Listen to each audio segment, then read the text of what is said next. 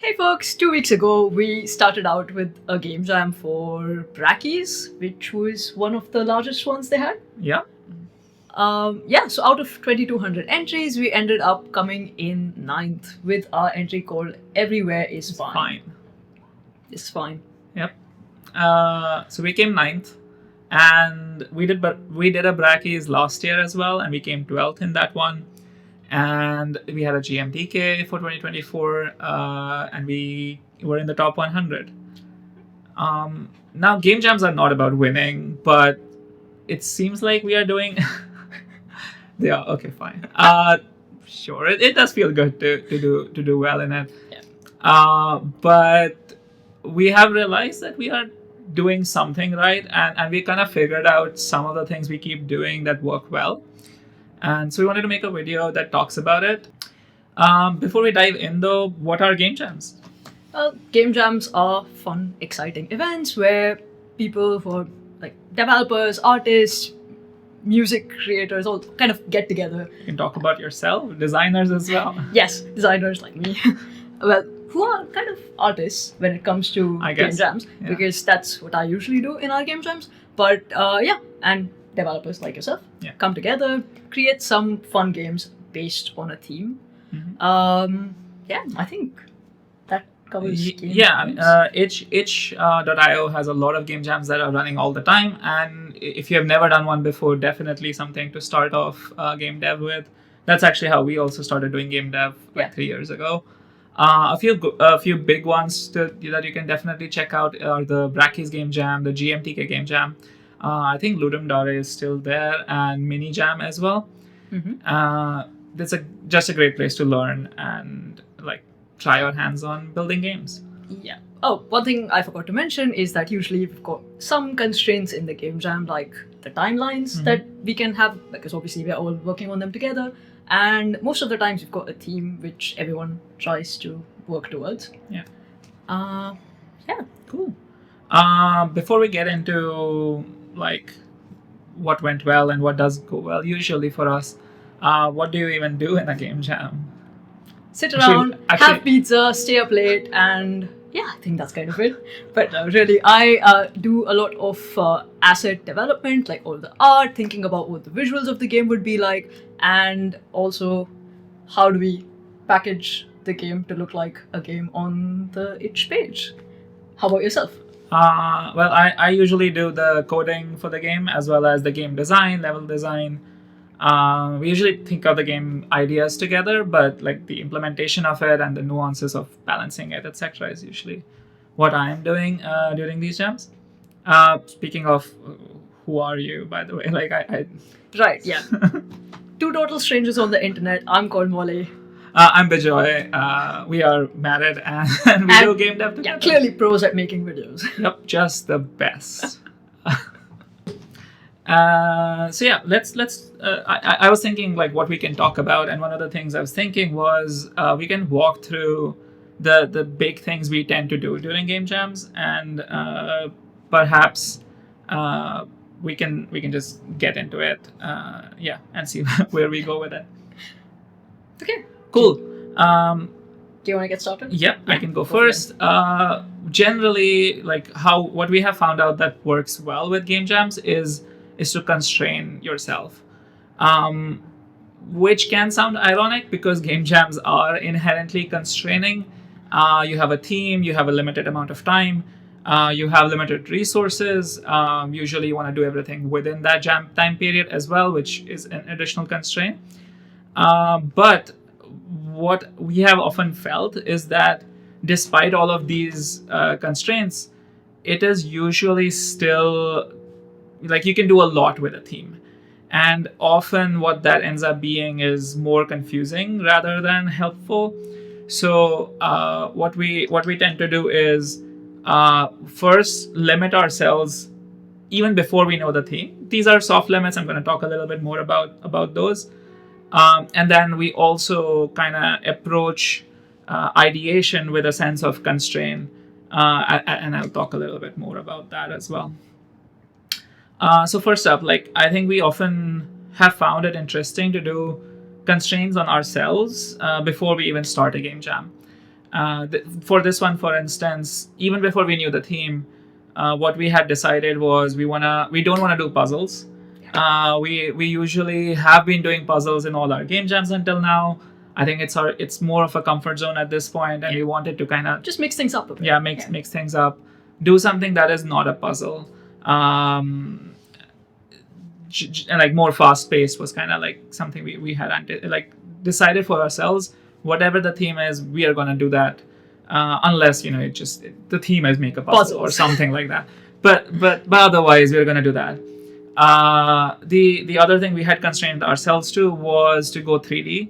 Again, we tend to go 2D. We often do pixel art in game jams. That's usually the more easy thing to do. But we thought it would either be 2.5D or 3D, and we would decide on the basis of what the overall experience we wanted to deliver. But mainly leaning more towards 3D and getting out of the usual pixel art or using 2D assets. This was also coming from a place of we don't usually do 3D, and we wanted to learn how we do 3D, both from a perspective of how we build these assets, build them fast, build a coherent system, as well as how from my perspective at least, how the game dev environment works differently for 3D, how I think about camera differently, movement controllers differently, etc.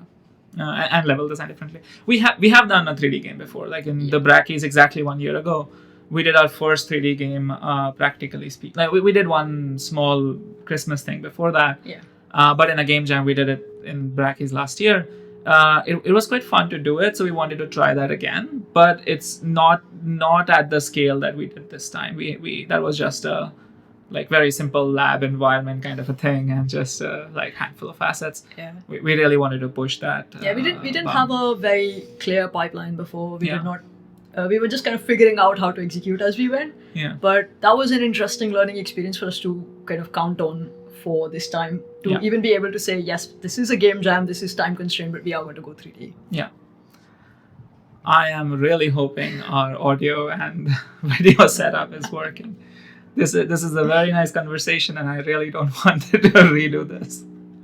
Okay. Cool. So I was on the topic of constraining ourselves. Yes. So this is what I meant. Like we kind of do this before we even know the theme, what constraints we want to put on ourselves. This has generally helped us, and as we'll talk a little bit more about how we explore themes, we'll talk about how this worked out in deciding one of the two games we were thinking of making. So talking of how we explore themes, how do we usually do that? Right. Okay. So obviously, it's really hard to land on a game idea from a theme, and it can go one of two ways. One, we have way too many ideas and we don't know exactly which one's going to pan out well. And two is we reach a block and we don't know where to even begin looking for a game idea. So the first thing that is usually a part of our exercise is that we try to look at what are the different ways we can interpret this theme. Sometimes it's funny, sometimes it's ironic. Like for this one, which was nothing can go wrong. There were two possible interpretations we were looking at. One was, well, nothing can go wrong, and thereby you just don't end up causing a mess regardless of what you do. And it's a bit more relaxed in terms of gameplay. And then the other one being, nothing can go wrong. There's a high stress on you being told that nothing can go wrong, and thereby you don't have any sort of leeway for making mistakes, among other interpretations. I think one more that we were looking at was the interpretation of it's a world where nothing goes wrong, but you are kind of this agent of chaos who does the things that go wrong.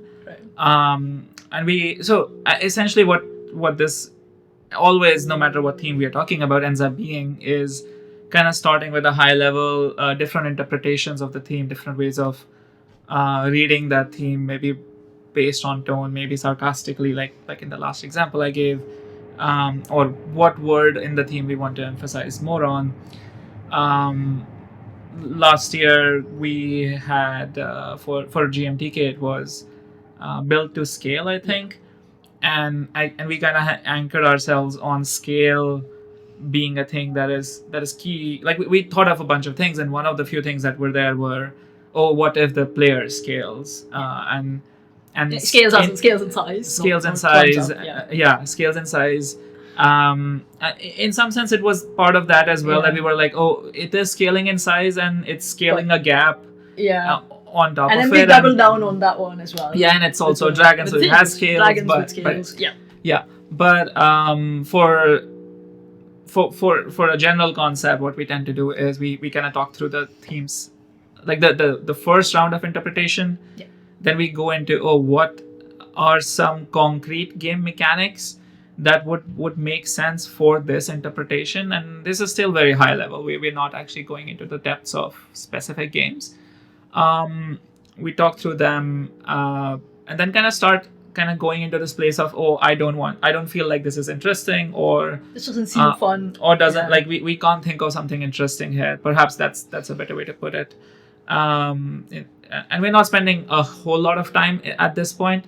The intention is to get to an idea fast, because still explore, but get to an idea fast, because I think there's a very good video by Jonas, which you can definitely find on YouTube, and he really emphasizes this point that idea is the main thing.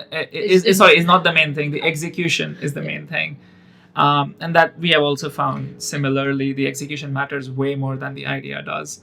I think when it comes to a game jam, I think you can always spend way too long on an idea, but the amount of time you save on landing on it faster can go into execution, which we are very grateful for by the end of the game jam. Yeah.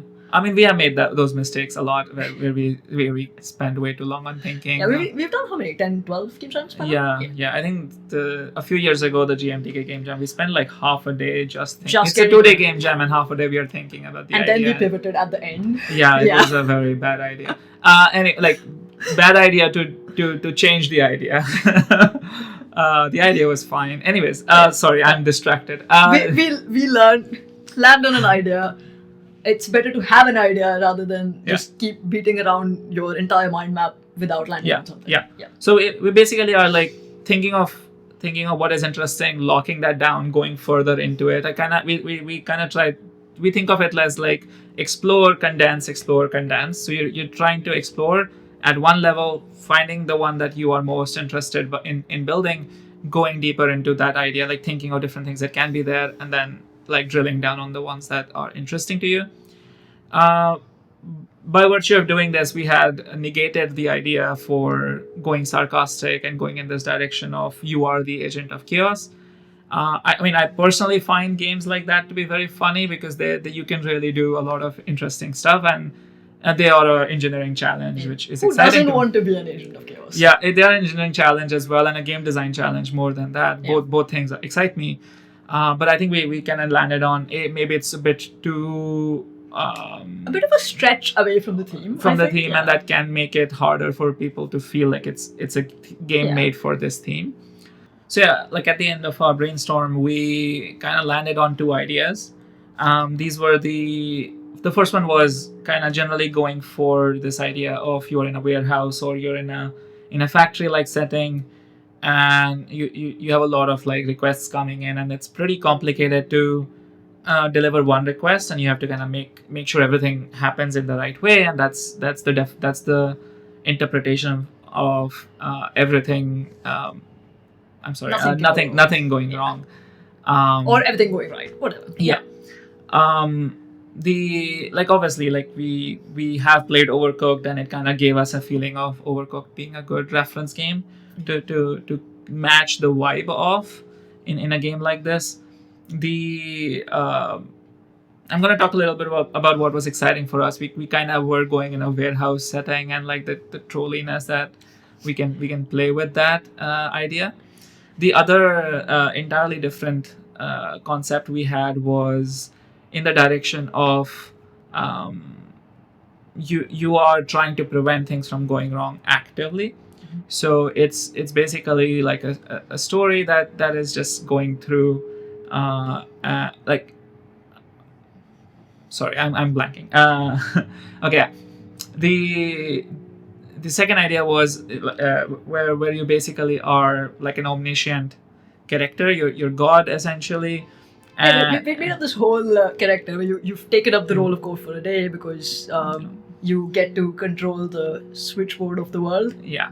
But it's very complex. You didn't build the switchboard, so you don't understand it very well. Did. Yeah, because the previous god whatever built that like switchboard for how the world works, and that's going to be the UI for the game, more or less. A very ineffable switchboard, which you now have to make the sense out of. Yeah. And like things happen in the story, and you have like a fraction of a second to read the switchboard and press the right button.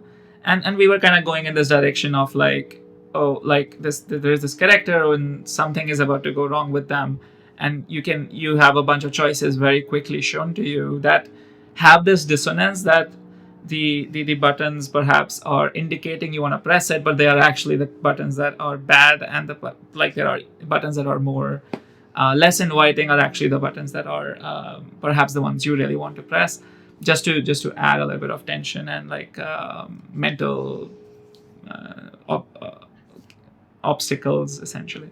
Yeah, I was really excited about this one because I think as a designer, trying to make the right CTA is quite intuitive, but purposefully going chaotic and making confusing buttons seemed to be a fun challenge. Yeah.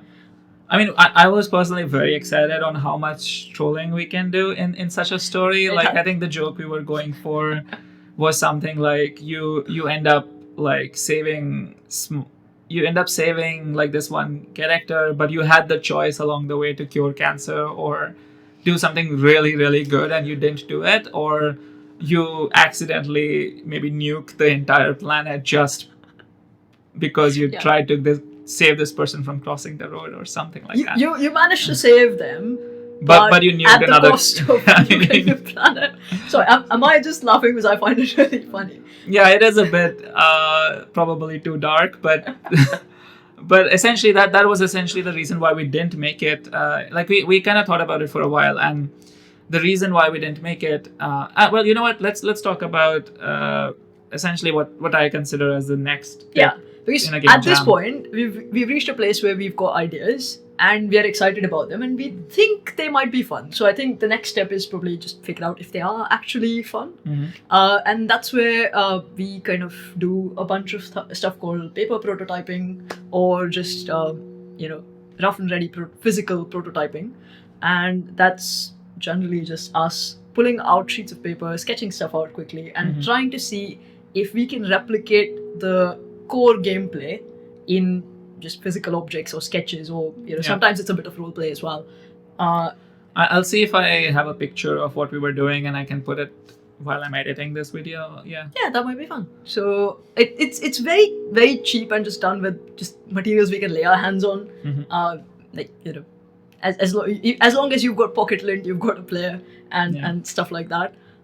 So that was the next step in just trying to figure out which idea would actually be fun. And I think one of the bigger challenges for this one was because we're not doing a puzzle. It's not like we've got a designed level and then we can check if it's fun. A lot of the element of fun was coming from the chaos in the gameplay, or the way it was paced, or the timing, which meant that the way we were prototyping it would need us to have that pacing in the prototype.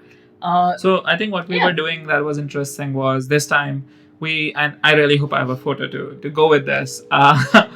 We essentially set up like a sheet of paper and I drew like a warehouse on it. And I think I gave you like a character token or something. I can't recall what it was. It's like a little clay thing, some clay figurine I had made that at some point, and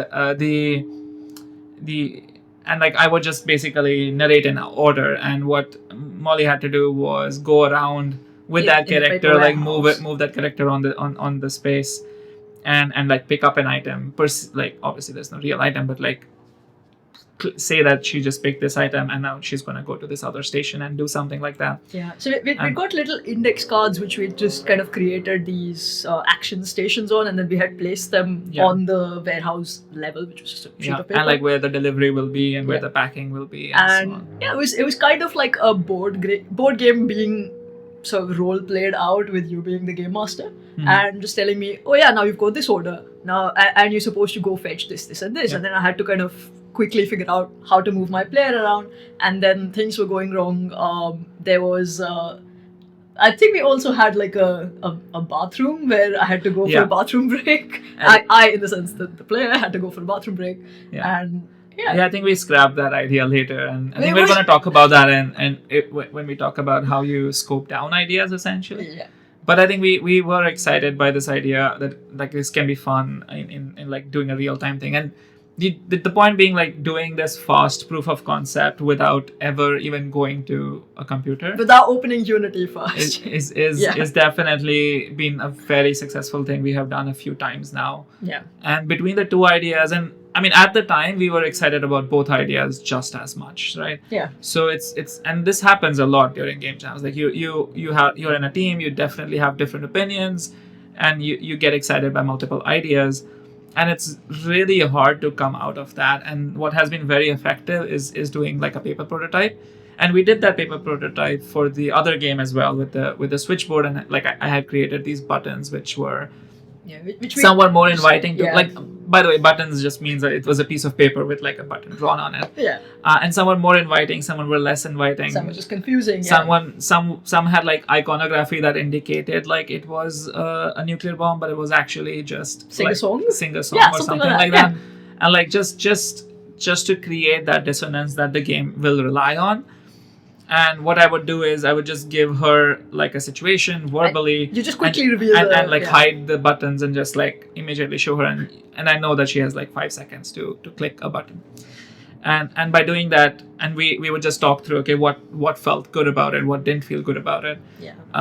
That helped us identify a few problems. Yeah. Right straight off the bat. One was coming up with these was hard. Yeah, coming up with these was hard. It would have been a very big UI challenge to make this actually pleasurable to play and also fun to play. Right. While being dissonant by itself, you still would have to have the entire picture making sense and just looking like it belonged. Yeah. And also, it was really hard to come up with some of the ideas as well, because I think I tried one round where I was trying to make the buttons. Yeah. And it took me a while to make the buttons, and that was like a very quick 5-second round for you to have played. Yeah. And another thing we realized was the additional challenge was coming from having to read the labels of the buttons, which is not very fun. Yeah, it kind of is not very accessible or inclusive either. Yeah, something that we perhaps we will talk about, which is playability. Language, like the lesser number of words you can have in a game is usually better. Like obviously there are word games. There are word games, there are text-based adventures. Obviously, there are exceptions, but like in a game jam where it's a very broad spectrum user like audience, a lot of people don't like to read as much, and especially not me neither. Especially not blocks of text that you can't like proceed. So we try to avoid that, and this game would have required a lot of explanation that wasn't very visually fun. Yeah. Or in fact, it was visually dissonant. Yeah, this is the first time we really needed interstitial tutorials in our game as well. But that is something we really try avoiding, because just game jams are not something you want to have a lot of tutorials in your games for. I think the complexity shouldn't come from the information being thrown at someone, but from the game itself. Yeah. And I think that's a fair shout. Kind of going back to my first point, which is like premeditated limitations that we put on ourselves, essentially ended up helping us to decide this. Like one, obviously we kind of felt that the warehouse game was more fun, but also kind of going back, we really wanted to do something 3D. We really wanted to do something fast-paced. Both of these games are fast-paced, but definitely one is less 3D than the other. As an engineer, even though it's not really that much different, there's a bit of joy in building both of them. It's definitely less complex to build the UI based game, and I was not so excited to build it because it was not a challenge to build that. And actually, perhaps I'm mistaken, but like it felt like it wasn't. But we didn't build it though, so we didn't build it. I don't know. Maybe it would have been, but I had this feeling that it would be less of a challenge to build that, and I do game jams because they kind of give me a little bit of a thrill and we just like to challenge ourselves. Precisely. And this one would have been perhaps not as challenging, or maybe we would have seen the challenges later. Yeah. So actually, speaking of, I think this is one of our one of our other pre-written rules in game jams is, and this has been for the last few years now, is been no platformers and no top-down shooters. Like that is way too prevalent in game jams. It's understandable. A lot of people, game jams is one of their first games that they're building. That there are genres that are easier to just kickstart and have something, but we tend to not do that because it's just it's not fun to just keep making new and more platformers every time. That's just us, I guess. Yeah. I mean, if you're watching this video and you want to make a platformer or a top-down shooter, go for it. Absolutely. Rather make the game than not making the game. Yeah. But yeah, that's just something we try to avoid doing that unless the game theme really pushes something interesting out of a platformer. We didn't do this, but there was a platformer in the GMTK Game Jam. I think it was in the top 50 or so. They built this character who would essentially double in size and could like push objects because of that. And I mean, I found that to be amazing. And it was a slightly novel take on platformers without really it really matched up with the theme as well. So precisely. If you can make something interesting, go for it. But like we try not to make platformers.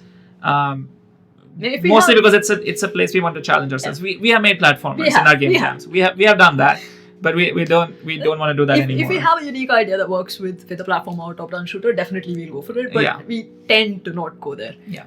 Cool. So that's I think at this point, kind of going back to our original topic of conversation, we have talked about how you come up with ideas, how you constrain yourself to actually kind of drill down some key interesting things, how you use paper prototyping or just anything you have available to you to prototype without engineering, without engineering on like a computer. I mean, to just validate it's a fun idea. There's something interesting here that is worth building.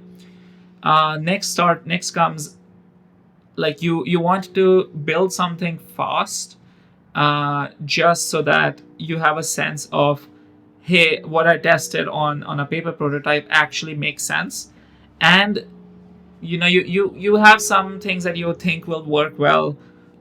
They actually more often than not are not the fun bits of the game, and you want to be fast at identifying what makes this game fun, what makes this game interesting, and you want to do that in a way that like as soon as possible without all the polish and all the shiny things.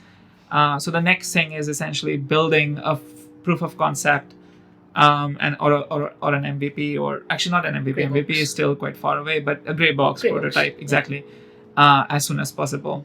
And that really helps out with also from the art direction side of things, because it's much easier for me to see something on the screen, be like, yep, this camera angle feels right, or this scale feels right. Yeah. And that's the relative scale of the different assets that I would then be designing. And it also does give a feel for how all of them would come together. So if you can kind of think about it as these are the boxes that I'm going to be filling up with different assets, it really helps to then visualize those assets in my head when I'm going about trying to figure out how do we make them. Yeah. So that's a very helpful thing for me to have a look at as well. Yeah. So I think I hope I still have a screen recording of where we were at the end of day one. I'll put this in the video. Roughly, like my goal when I'm doing this proof of concept is to essentially kind of just do as fast as possible something that works, does most of the mechanics that we were thinking are worth doing. This tells me as an engineer what are the hard bits, like what are the things that are going to be technical challenges that I will need to like think a little bit more about as this game is going to get bigger during this game jam. This also is a good way for me to test, like kind of just do like what is often called a vertical slice of a game, just to see, I've set up all the pieces that I generally would be needing, and like it this is also a good point where I often, because I am the one who's like doing like coding and building all of this, this is also like once I'm at a place where this is working, bare minimum working, I often ask Molly to come and play so that we can essentially validate if like I have a bias when I'm building this, because I have coded it up. I am been like testing the controller and so on, and it's kind of making sense to me. But is it actually making sense to somebody who has not been kind of going through that journey? So it's a good point to test out our hypotheses. Good point to test out like if like where we can cut down the game.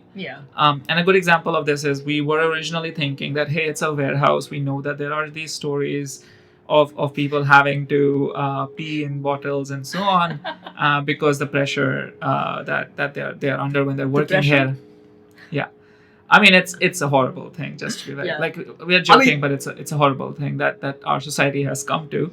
But we wanted to kind of like incorporate that into the game as a like an additional bit of time pressure that precisely. But as we were making this game, like when I gray boxed this game, I realized that was not actually very clear. Like, it wasn't clear how you communicate that to the user without it being just a disruption. And the key parts of the game were already a lot of complexity. And like if you played the game, you would see like you have to pick up a box, you have to like put it in a packaging table, you have to bring an item, you have to put it there, you have to bring a fragile item, you have to package it, and then bring it to the box. It's already a lot of detail, and we also have the idea of gift wrapping that comes up later. It's already quite a lot of things, and adding this additional thing did not feel like it would just simply complicate more for a joke that we are not sure is even in good taste. So sure, we realized that we probably want to drop that, and it this is a good point where you realize, the fun comes from that chaos and not necessarily more things to do, and that chaos can be done even without too many things to do. Too many distinct things to do. So that's actually where we kind of evaluate where we can scope down the game and get to what is the bare minimum game we want to ship in a game jam. I think it's very easy to be overambitious because you're excited about an idea, and now you've landed on an idea, so you know this is what we want to build, and you have like this massive vision in front of you. But I think one of the key things to just actually getting it done within the time frame of the game jam has been to scope down and be very trim about what is it that we're making and what goes into the game and what kind of stays outside. Some of them can be some things we might end up picking up later if they're smaller ones, but some of them are just clearly, no, we're not doing this right now, and let's move on. And I mean, honestly, sometimes what you can do is just remember to yourself, this is not a full-blown game, this is just a game jam, and maybe if it works out, make a full-fledged game out of it later. Speaking of, well, in the last GMTK Game Jam, the game we were talking about, Dragon Scales, we decided that we'll actually build up on it because we found that people liked the game, and it was fun for us to build. It was fun for us to play.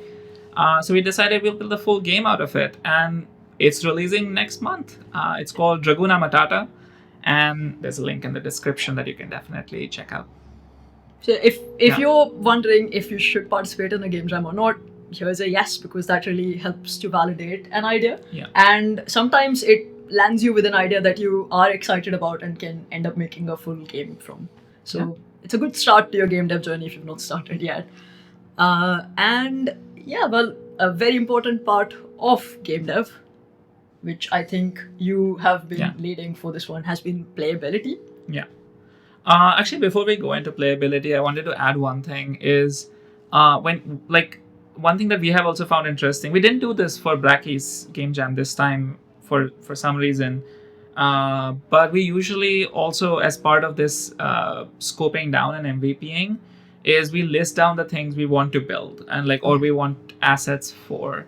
So essentially, kind of doing like an task organization bit or a production bit, which is what you would do in a game, in a real game development situation.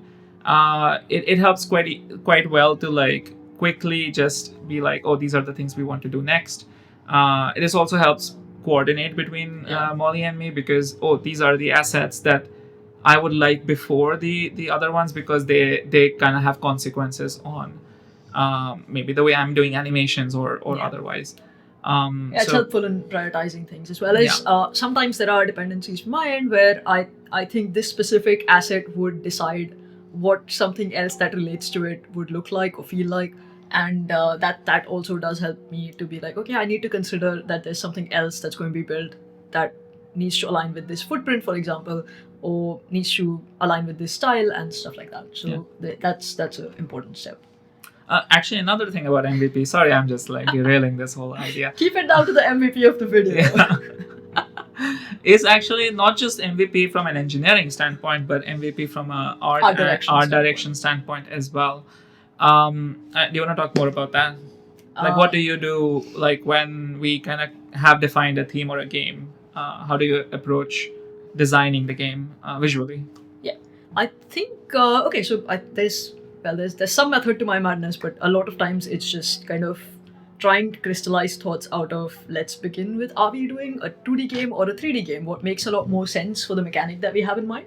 And with this time, because we had used 2.5D or 3D as one of our razors for even picking out the idea, I was already quite clear in my head that this is roughly the direction we're taking. So what are the kind of, what bits of information would I need firstly for me to be able to plan out the assets?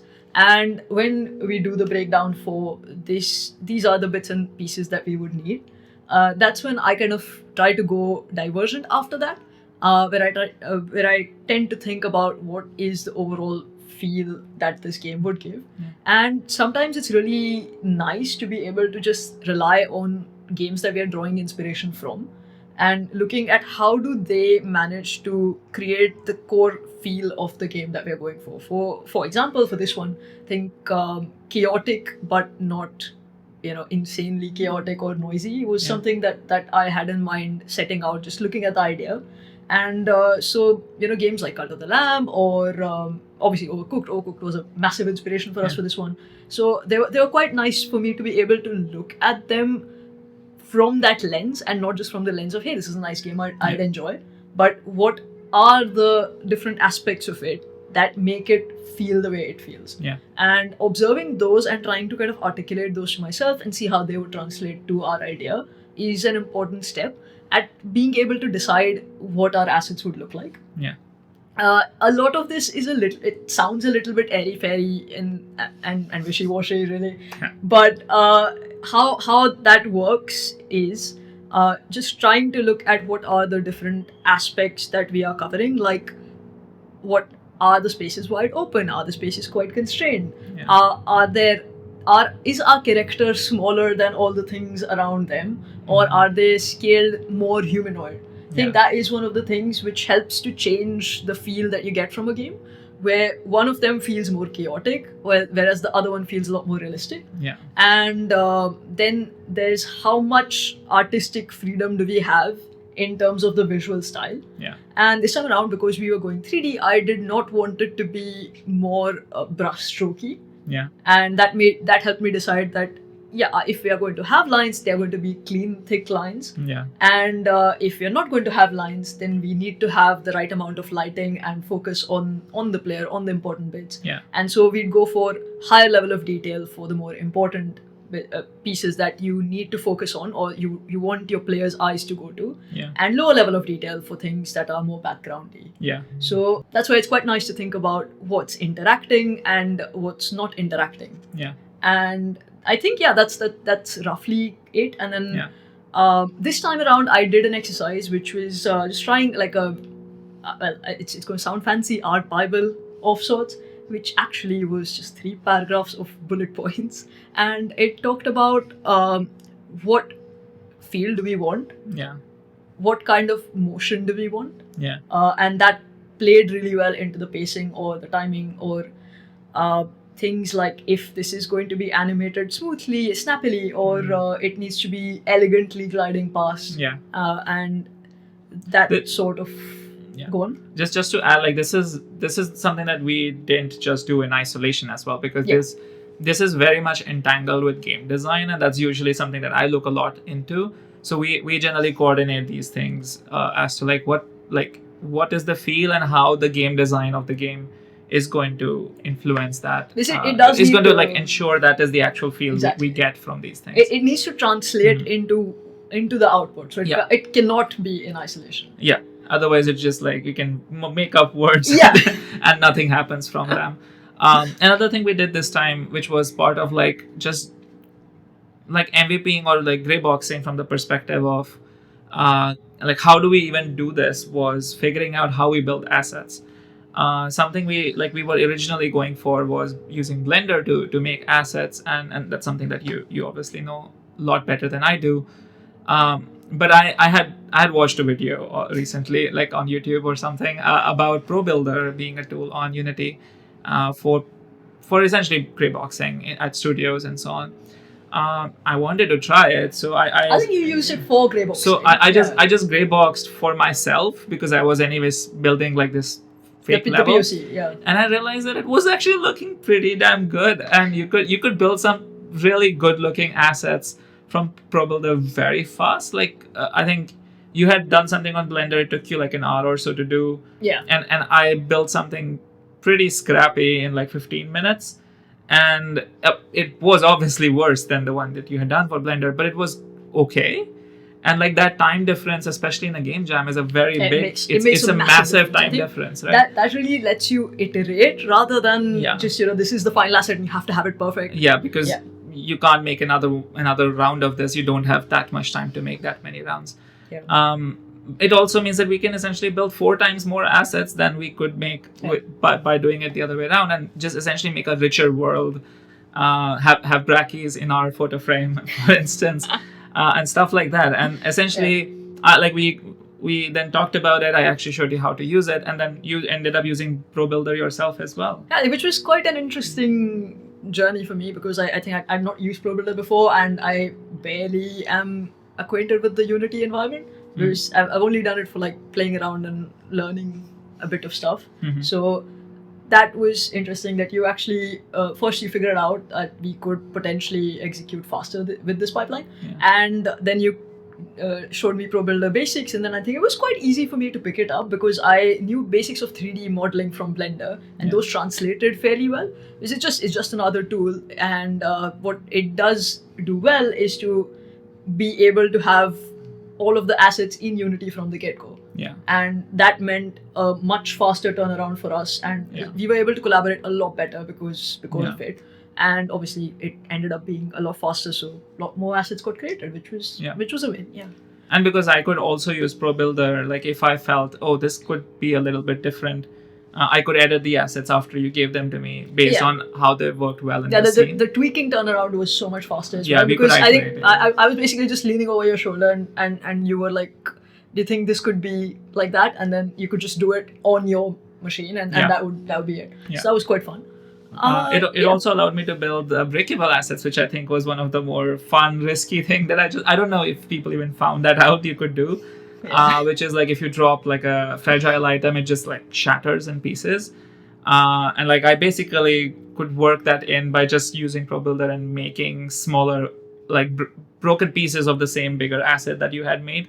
At least that was the first time around, and then you later built like a broken version. I really enjoyed it because I think when I was just testing out the proof of concept. I think it was a cup at the time, and the cup would just break. The cup would just break. It was so much fun that I basically ignored all of his instructions for playing the actual game. And just kept throwing the cup. Throwing the cups around, and I was like, this could be quite fun. It is chaotic. It is still on theme, and if you've already built support for it, might as well have fun with it. Yeah. And so that kind of led us to having other fragile objects that you could break if you wanted to.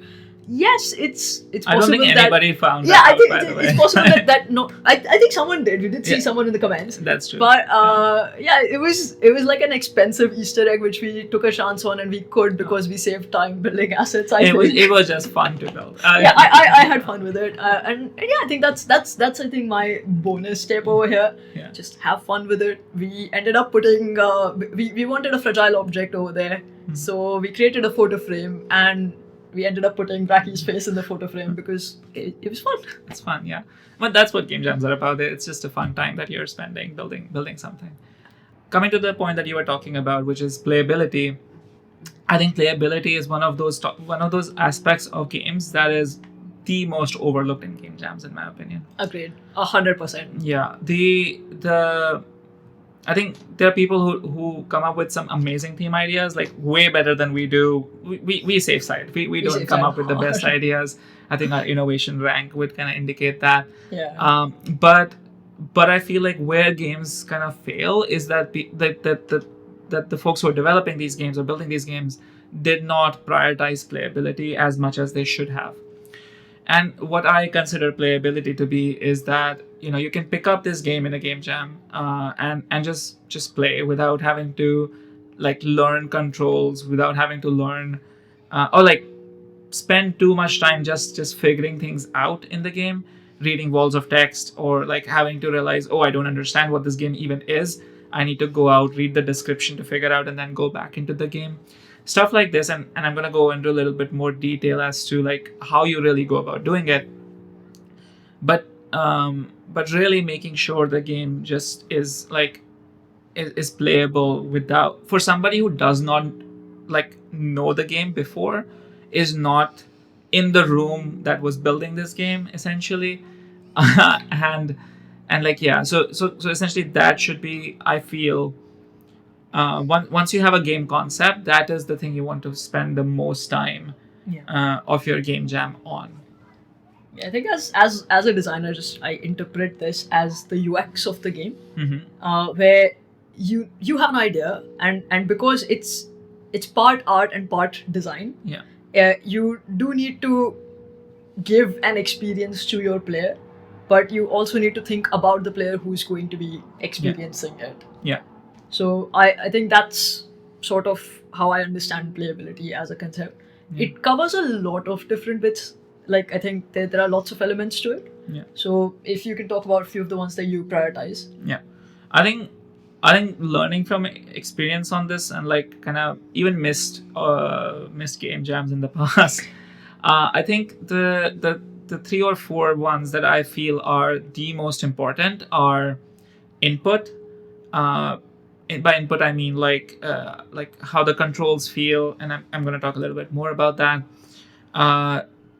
Like the game mechanic, like how clear you are, so ramping up of the player, kind of easing them into the game, like avoiding walls of text and so on. So ramp up, and I'm going to talk a little bit more on that as well. And generally just smooth, predictable gameplay. I'd add one more thing to the mix, which is how coherent or aligned is it to the overall vision of the game. Yeah. So all the different little decisions that we make, all line up to this one bigger picture that we put out there. So that would be my one add from my end. Okay. But let's get into the details. Yeah. Input, like controls to like, is the few things I feel you should prioritize to make sure your game is predictable is, I mean, just obvious stuff. Use the more common like control schemes that exist: WASD, arrow keys, E to select on a keyboard, on a QWERTY keyboard. AZERTY, I'm sure, has slightly different ones, and so on. So like at least or an R to restart. I mean, not all games have it, but like if it makes sense in your game, use these obvious, more commonly used controls. Just familiar ones. Just so that somebody who doesn't know your game is into it, like is immediately able to do it. What we often have been doing for the last 3 or 4 games is we would just like kind of, in case you're not sure, like we just put the controls somewhere in the world as soon as you start the game. So in what's up. What's up? I think from last year, and so on, and in Draguna Matata, in Dragon Scales, in Everywhere is fine. We on the floor of the scene that you spawn in for the first time, there is like the control scheme is just written on the floor, so it's not obstructing you. It's not something you have to read. But and if you try it yourself, you'll just immediately do it. But in case you just don't know, this is the thing to do. Also, at this point, the player does not actually know what this game is even, right? You don't want walls of text just to describe the game. So in our case, like you don't know you are in a factory. You don't know you are in a warehouse, sorry. And we can do a wall of text that tells you that.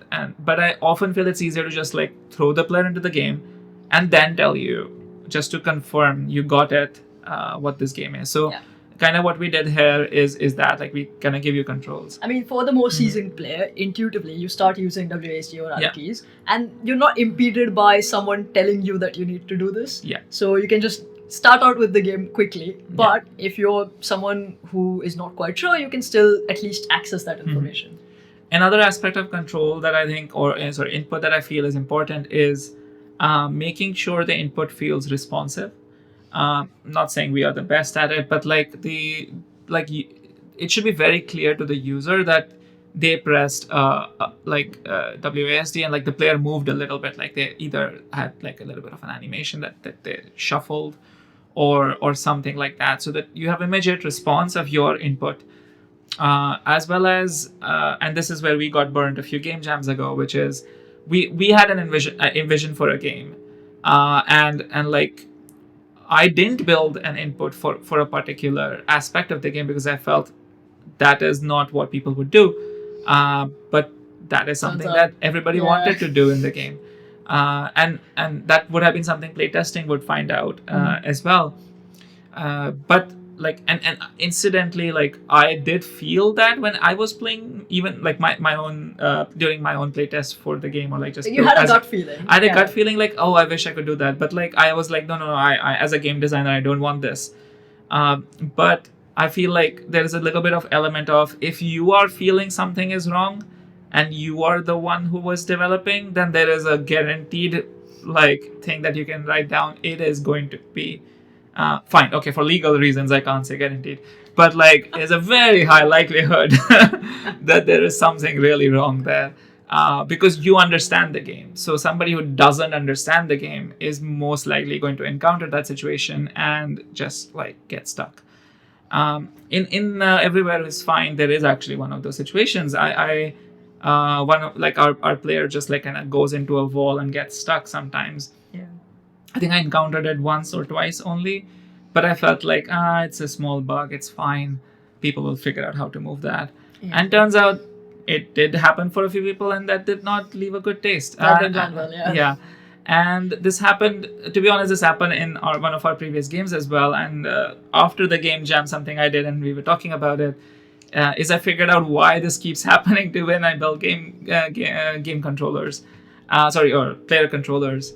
And it turns out there's a thing called collide and slide that you're supposed to implement for this, which I then learned about. And you can't just have like a rigid body and just move it around. It will just get stuck.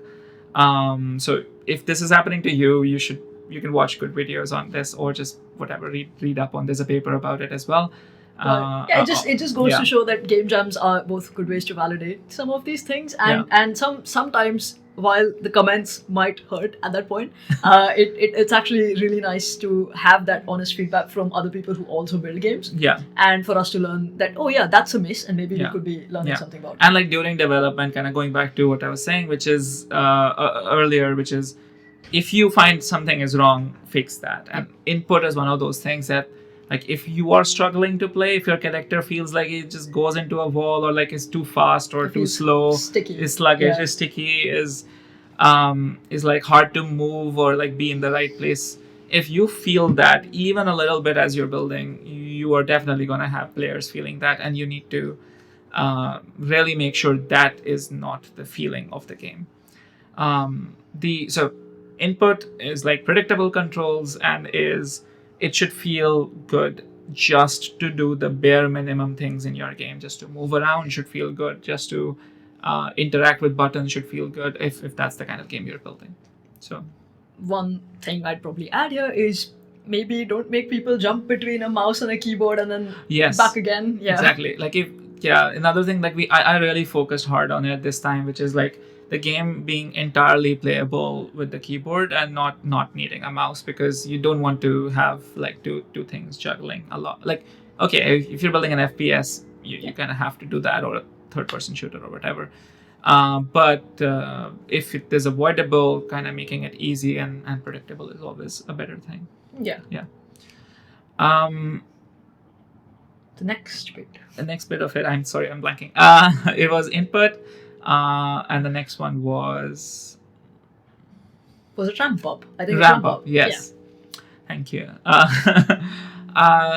Another thing to think about is ramp up. So I think a lot of times what we see in game jams, games having walls of text, or like just step 1, step 2, you have to like see all of this, or sometimes there's just nothing and you just are in a game and now you're like, into it, now figure it out. I have to like, what is this currency exactly? Like, am I creating buildings? Am I destroying buildings? Am I like building up a city? Why is there a crime statistic showing up here? Like, it's confusing and it gets really, really hard a lot of times. And like, if you want to have people feel comfortable in your game, and you know that doesn't mean you make an easy game, but you can make people feel like they grew into understanding it.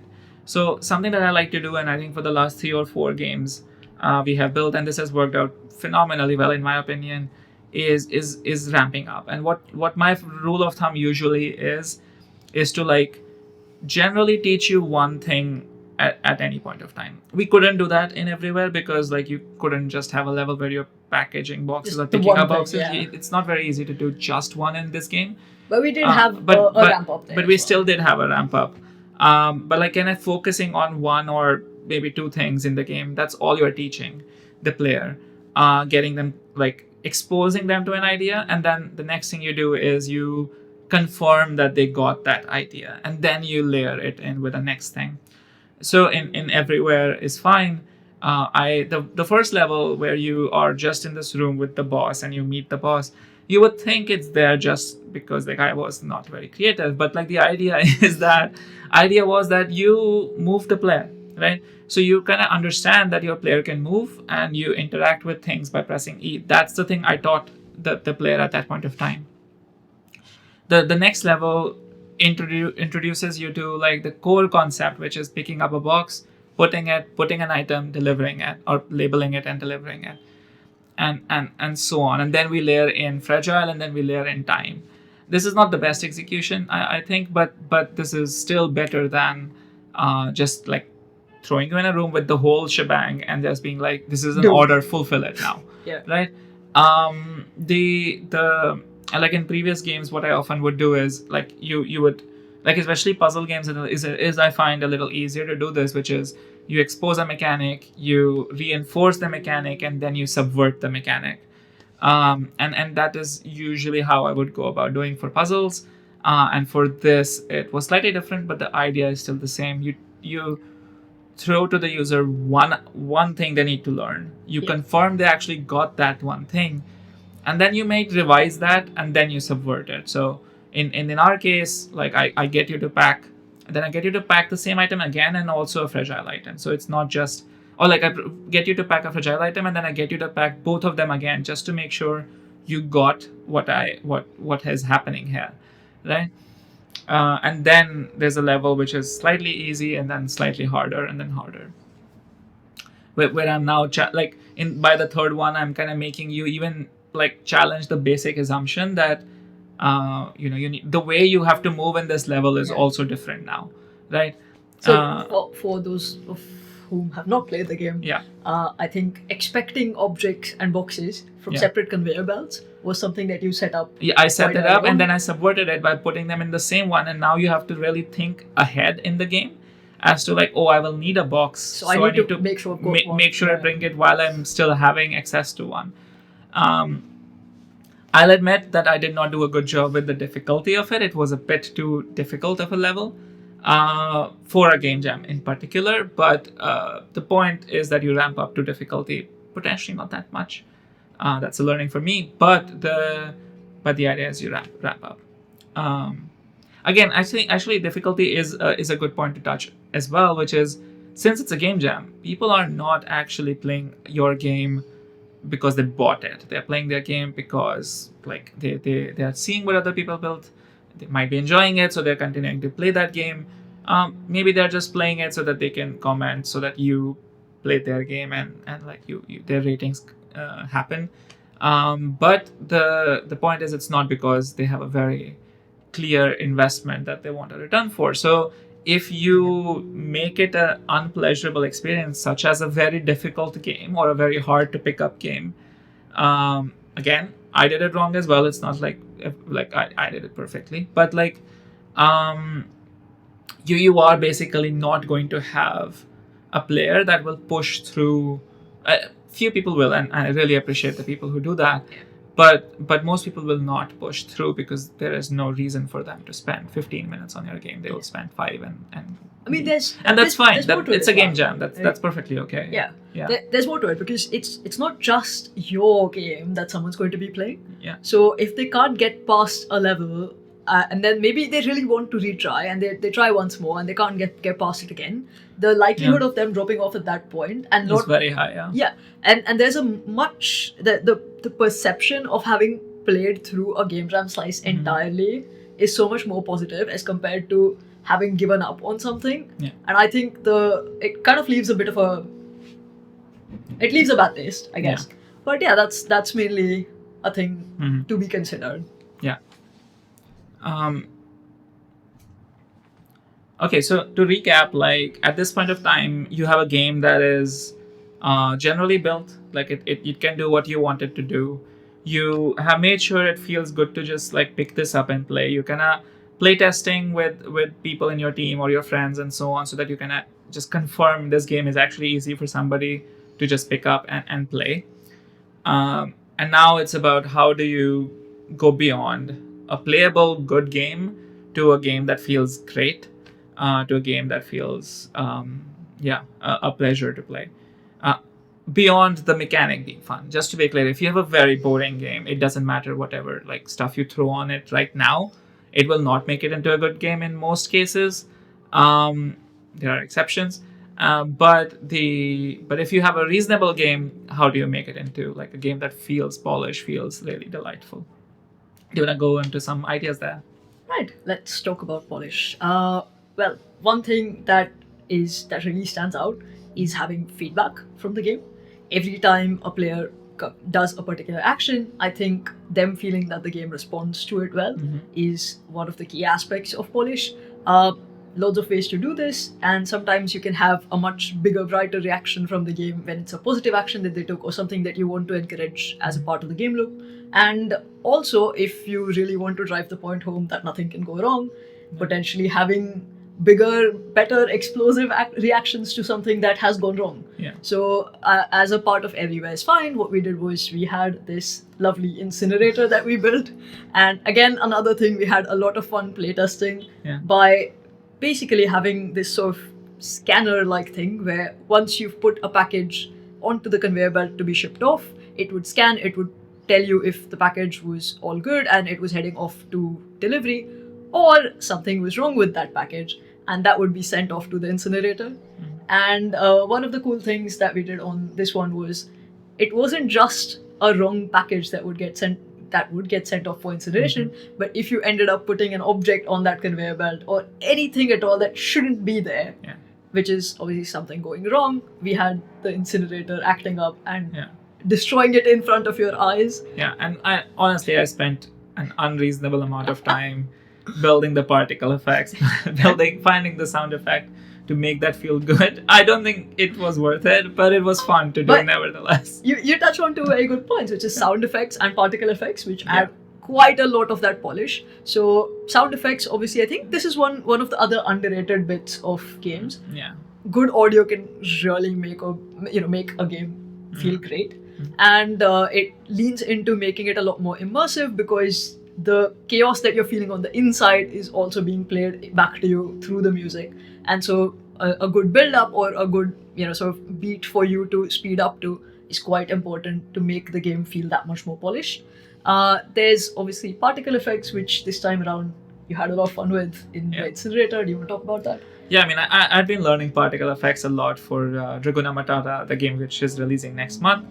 And I wanted to just try all the things I had learned recently over the last few months in this. So like one of the things that I was going for, and I think we talked about this quite a lot, and you were really pushing that we, like whenever we do feedback for any action, whether it is you placing an item, you like breaking an item, you whatever, incinerating an item, it's a multi-sensory feedback. It's not just a feedback that comes from like particle effects. There should be some kind of a bounce, some kind of an animation that comes there.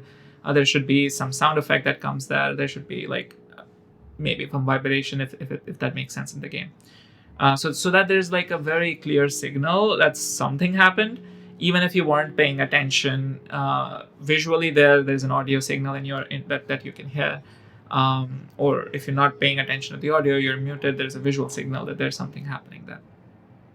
So yeah, so particle effects. I think I think you can watch pretty good tutorials online to find out how to do particle effects, whether it's Godot or Unity. But so that was something that we did a lot this time. Like whether you are just the machine is working, there's going to be particle effect. When you like successfully collect a label maker, there's a particle effect. There's a sound effect that goes with the machine being activated, the machine being deactivated. Like if I had more time, perhaps I would be doing music changes as well. But or perhaps if there was one that you put in where it was quite relaxed early on, and then you had like a bit more paced after music. But obviously there's a lot you can do. Yeah. And I'm not very good with music, so just to be clear, like how what my process looks like, and for somebody who is new to game jams and does not know how to build music, which I absolutely do not know. No idea. I have no sense of tempo or whatever at all. I'm pretty sure this video's audio is as well because of what I'm about to do with it while editing. The process I often follow is I go to Pixabay. I think Freesound is another good place to go, and I kind of like I have my game running on the background, and like I'm kind of imagining I'm about to do something, and I'm just cycling through different audio effects to see which ones make sense for this. I obviously have some idea in my mind of like this is roughly what it should sound like. It should feel exciting or like disappointing. Like when you successfully put an order, it should feel like it's a positive thing. If you failed at it, it should feel like, oh, there's an alert that happened because you failed at something, and you can still salvage it maybe.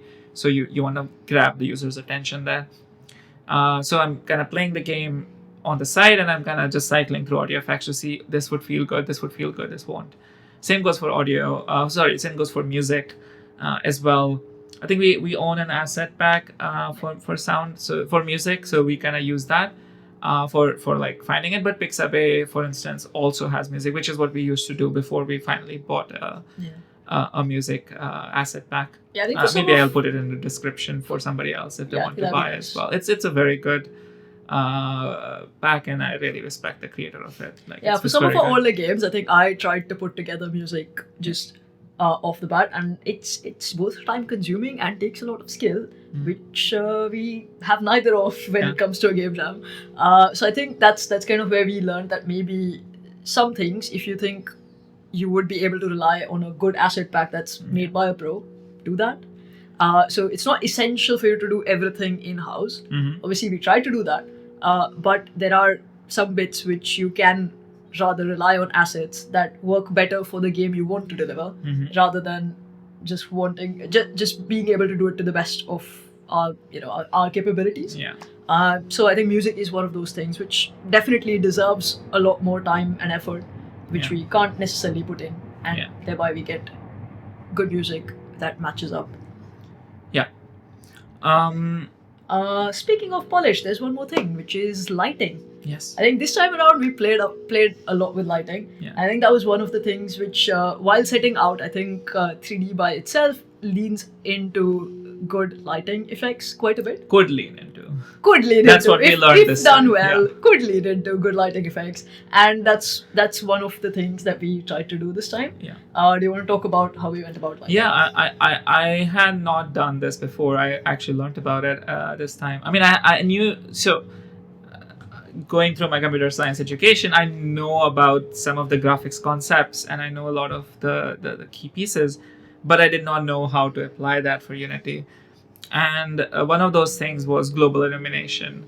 And I was just watching some YouTube videos a few days before the game jam as to like what are some interesting things you should know about Unity 3D specifically. And baking your lighting kind of came into that one, and I wanted to try it out. Because one of the things we were feeling when we built the game, like on the first few days, was it was feeling very dull. It was feeling a bit more flat. Yeah. And I think we had this like image, like I think it was either you can go for Overcooked or like some 3D image of like this pastely warehouse. And we were like, this looks beautiful. Why doesn't our game look as beautiful as it? I think there was a bit more of when I started out with concept art on Blender. Yeah. It looked so good on my screen. Yeah. And that's because we were having like, we were using cycles and we were having like this nice rendered ray trace thing, which obviously does not translate. Yeah. And so that was like, but what if we wanted some of that lighting? Like, in why is it that there is no bounce light? Why is it that no ambient occlusion? No ambient occlusion. And like at that point, I basically started reading, like looking more into like how do you do global illumination better in Unity, or at all actually. And we tried like a very fast iteration of it, and damn, it looked like really good very quickly. I think when we compared to before we like real-time lights and baked lights, I think it took you like around half an hour to like just to learn how to do it, to set it up, to just like get it to run once, and like just the first pass. And by the way, this is at the point where the scene is mostly empty. We haven't thought of good colors. We haven't thought of like good placement of things. It's already looking like 20-30% better than the not baked one. And then we learned how to do better lighting. How do we do assets that bounce light effectively? How do you make sure it's not too large of a light map asset, and so on. But the first iteration kind of gave us that signal. And essentially, I think the point here is not just that you should focus on lighting, but rather in game jams, like the part of it is learning. And if we just count up to this part of the video, like we have learned about Pro Builder during this game jam. We literally didn't do this before, and we learned it. We have not done global illumination before, and we learned it. I think there's one more thing I can't recall now, and whatever. And like it's part of the experience of just learning and just trying out things. And if that is working, so spending a certain amount of time trying it out and doing it.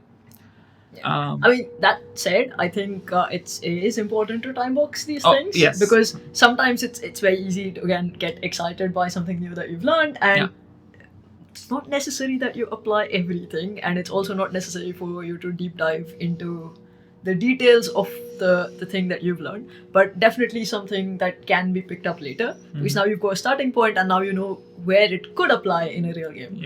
So I think one mistake that I have done before in earlier game jams, where I would just kind of rabbit hole into character design, and that's taken up quite a lot of time, and then that would mean that we'd have just the one character designed by the end of it.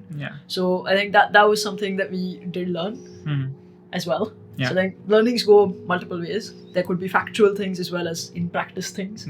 And this was one of the in practice things that I learned over the few game jams we've done. I think coordinating between us better, like having a like vertical slice model rather than going super deep in one particular layer. Like I think these things we have learned over game jams, and that has worked out very, very effectively.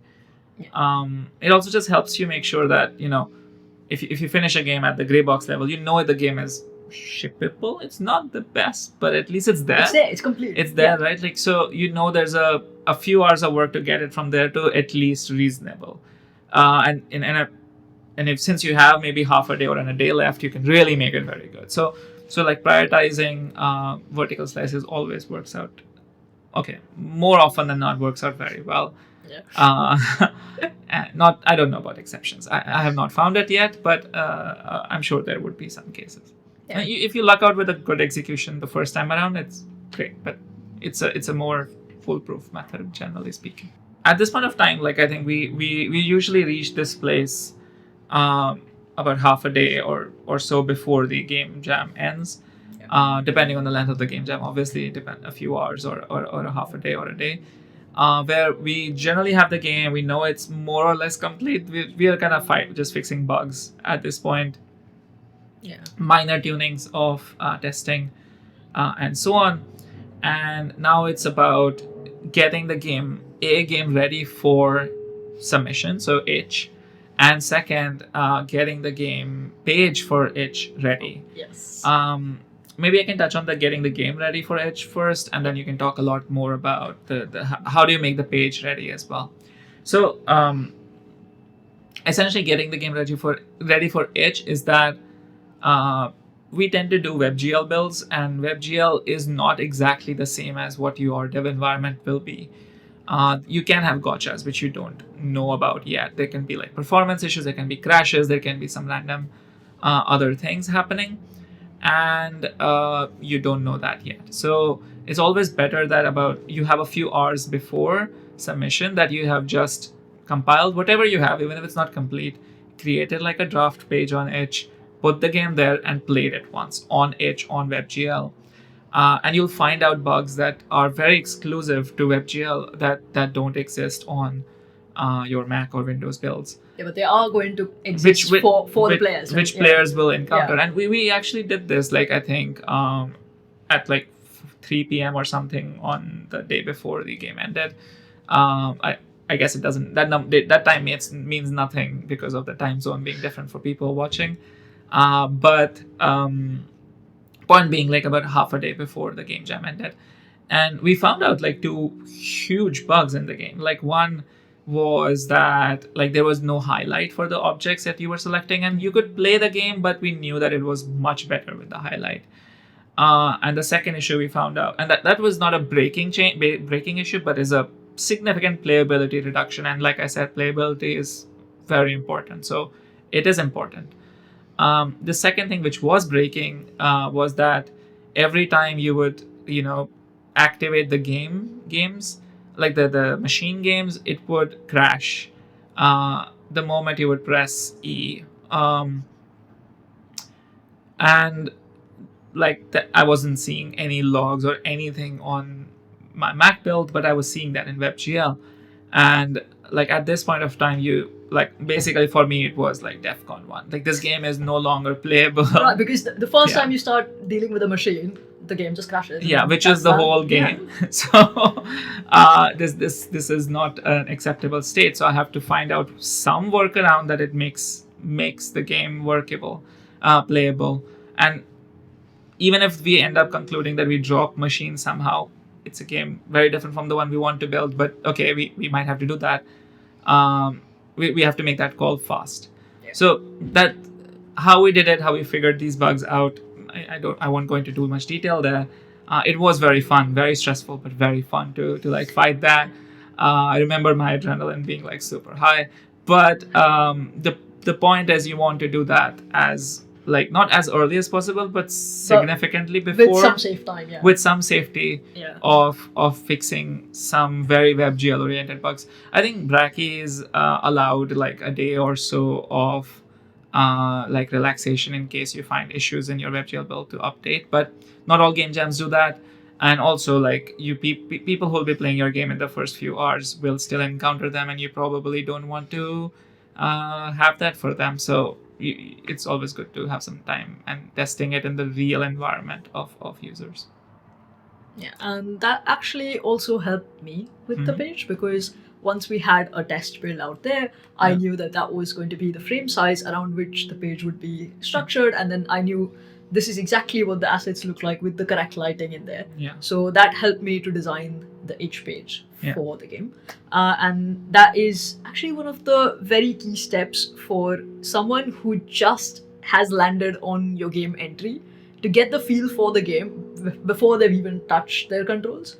And that's where the itch page comes in, where you can theme it really well. I think they've got a lot of customizability on the page itself, which is quite easy to do.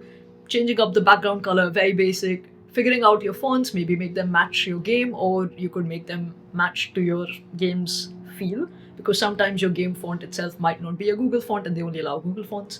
But generally, having something, having the game page reflect the flavor of your game before someone's even hit run game is quite a nice way for them to enter into the world that you've created for them.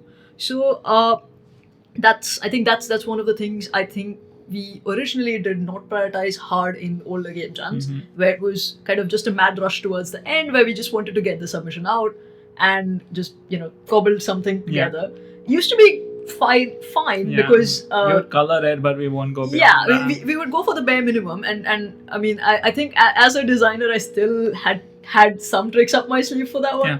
but now we kind of tend to keep a fair amount of time so that we can have the same amount of attention to detail and polish as the game to the game page, so that it all sort of coherently makes sense and feels like there was enough effort going into it. Yeah. And sometimes it's also not a matter of the effort going into it, but being smart and prioritizing. I think that's one of my learnings from the more recent game jams when we did this, where there are small changes that can make a big impact, and prioritizing those, such as having the right background color, is more important than necessarily throwing every single character asset that you've made in the game as a part of the background, because sometimes that can add a lot more clutter. Yeah.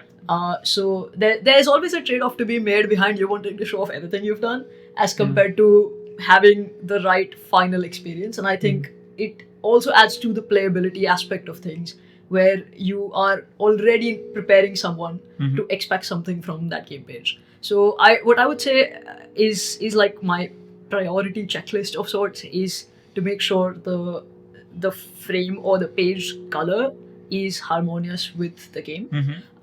To generally have either a light leaning or a dark leaning theme based on what is the feeling of the game. And if there's a bit of dark humor, I generally tend to go dark in it and that kind of subtly or like sort of subconsciously trains people to expect that. Or if, let's say, it's a gritty themed game, you would want that, or on a neon themed one, you want to go pretty dark so that your illuminated bits in the game pop out that much more. Whereas if it's something casual, like I think one of our cuddly kittens kind of games, where you'd want it to be soft, fluffy, friendly, warm, rather than dark, gritty, and punchy. So that's sort of, again, leaning into what is the feel of the game and just making sure that everything that you present is coherent with that. What else? I think I want to add that the pages in most game jams you can update even after the game jam submission, so you can do these things post the game jam submission. Obviously, it's better to do it before because you feel more proud that you did the entirety of the thing within the game jam period. You're also probably tired at the end, and just you're excited to play other people's games. You want to spend that time on other people's games.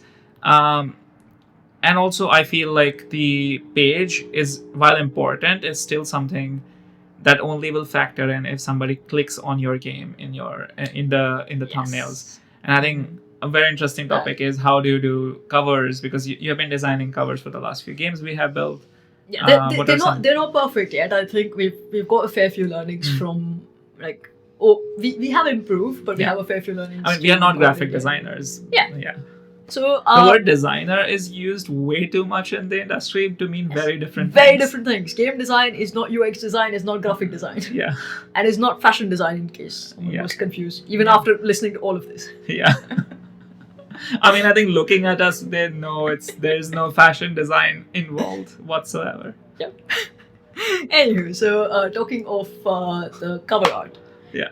And I think this is where you want the cover art to display what your game looks and feels like. And I used to go in with this perception that I want to represent my the game that we've built to its best honest representation. I think since I have learned that that's while it needs to represent the game, that's not the only checkbox you want to check at that point, because there's going to be so many entries that people see as like a big wall of thumbnails in front of them. You do need to make sure that your thumbnail stands out. And there are a few tips and tricks that I've picked up since, like making a GIF or making it GIF? Graphical? I don't know. Making the image move. Yeah, you can upload a GIF or a GIF, whichever one you prefer, on as well, to make sure that the thumbnail is quickly eye-catching. But even before you invest time into making that, which is something I have done before, which is invest way too much time into making a motion. One single idea, but really investing hard into making it move and animate.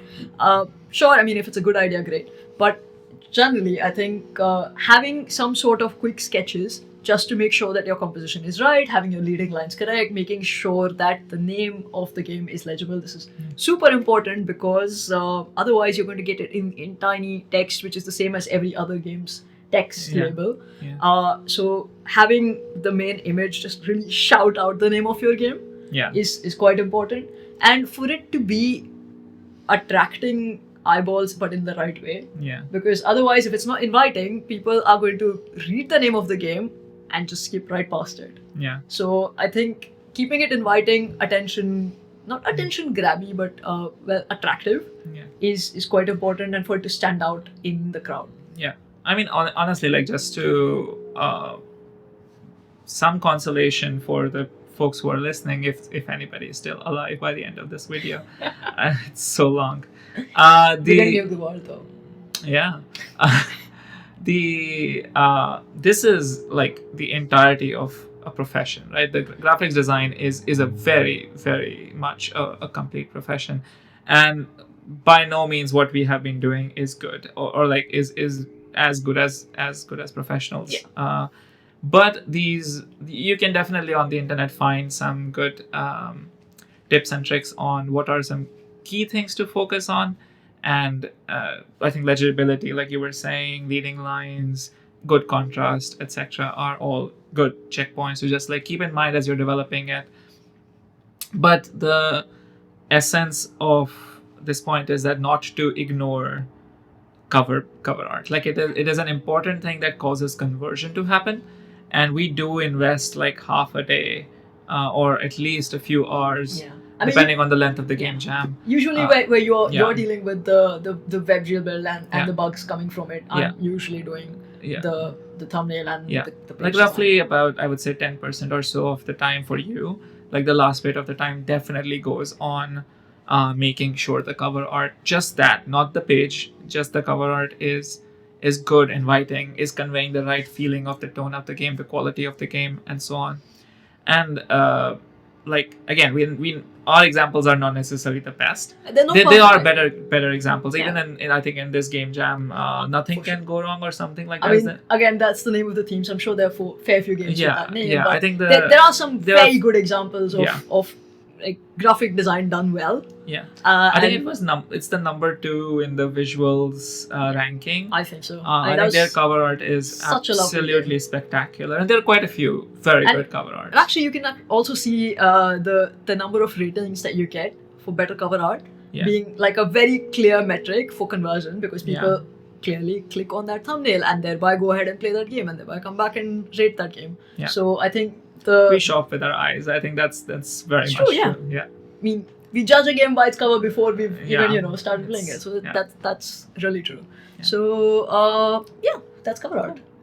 So to summarize, I think you want to spend some time on making sure the game feels like game is inviting, and then you want to spend, like, besides just spending time making sure the game is good.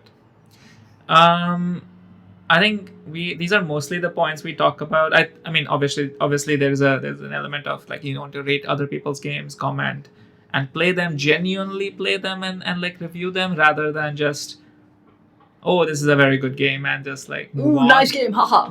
Don't do that. But like actually play, make it into a community where you're giving advice to people, being supportive but also giving advice. Because I think we've had some really good advice in our comments. And we improved our games from that, and we try to do that with others as well. It's hard to like obviously balance being supportive and giving good advice, but nevertheless, at least your motivation should be that. The last thing I do think we should talk a little bit about, but though not a lot, is what we tend to do after game jams are over. Which is right after they're over, a few hours into it, or maybe like if it ends at night the next morning, is doing like a retrospective of what we felt about our game, like what we feel we did well, what was good in our processes, what was bad in our processes, what was good, the challenges, what we set out to do, and what didn't work out and why. Or like what were issues we could have found out earlier and they kind of like went till the right at the end, or even past the end line. And we really talk through them a little bit because they help us improve year over year or month over month in our game jams. And I think I'll put a graphic of how our Brackeys percentile and also scores have generally been improving, and that's largely because after every game jam we generally talk through how we could improve in our execution.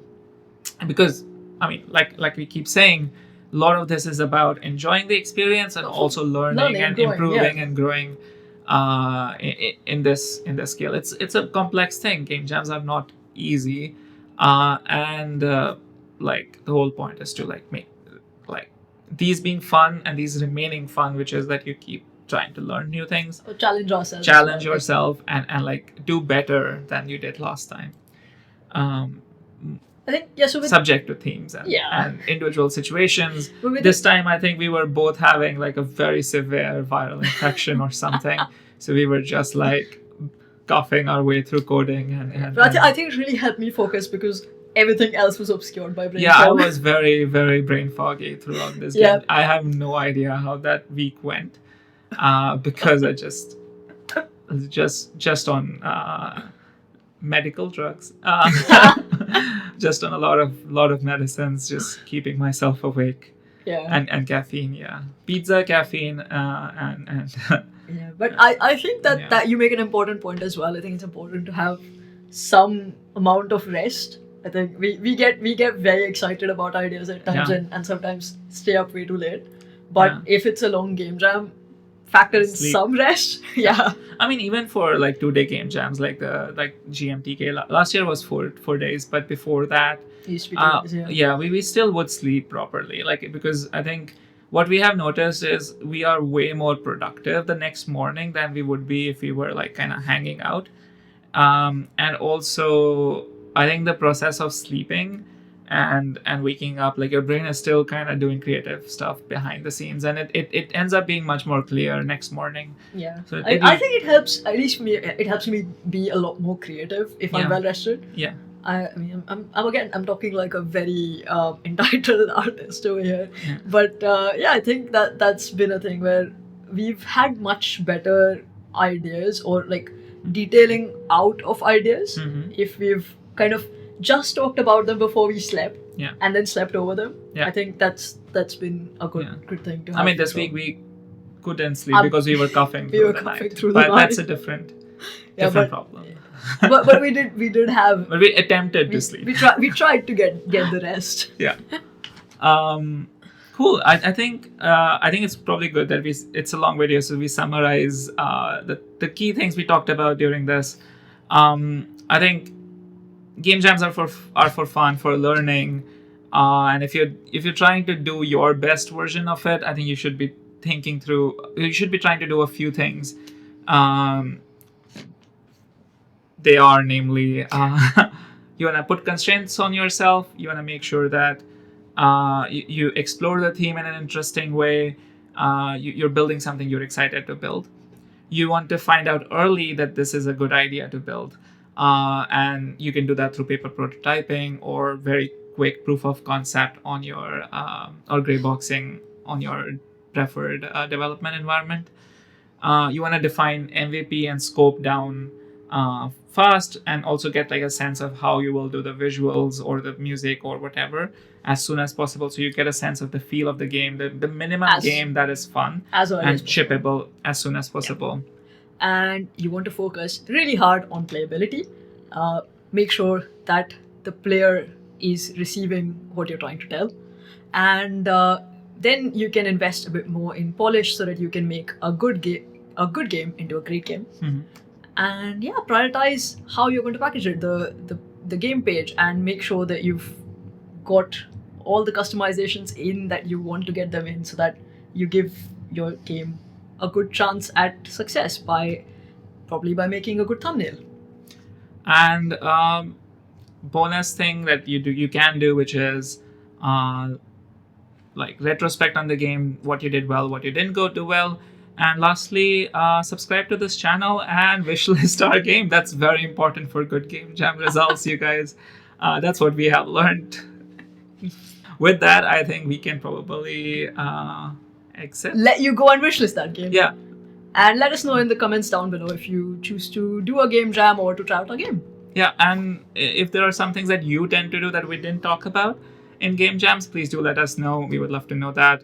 And hope we convinced you to try a game jam or do differently how your next game jam. And hope we didn't convince you against it. Yeah, and if we did, also please do let us know. I mean, we're not very comfortable making videos, but that would definitely give us some excitement for making more of such stuff. All right. Cool. With that, goodbye, good luck, and have a lovely day.